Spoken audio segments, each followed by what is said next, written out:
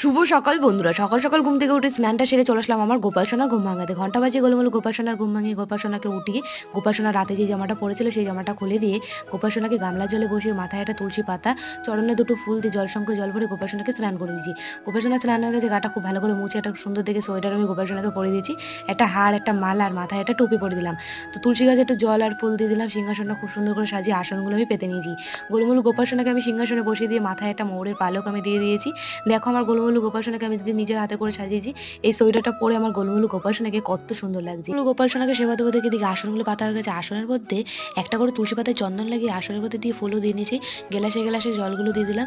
আজকে সকালবেলা গোপালসোনাকে সেবা দিয়েছিলাম সন্দেশ মিষ্টির উপরে একটা করে তুলসী পাতা দিয়ে, জলে তুলসী পাতা দিয়ে খুব সুন্দর করে নিয়ম নিষ্ঠা মেনে আমি আমার গোপালসোনার পুজো করছিলাম। তো বন্ধুরা, আমি তো গোপালসোনাকে খুবই ভালোবাসি, গোপালসোনার খুব বড় ভক্ত। তোমরা যদি গোপালসোনাকে সত্যিই ভালোবেসে থাকো, গোপালসোনার খুব বড় ভক্ত থাকো, কমেন্টে জয় গোপাল লিখে আমার ছোট্ট গোপালসোনার জন্য একটা লাইক করে দাও। তোমাদের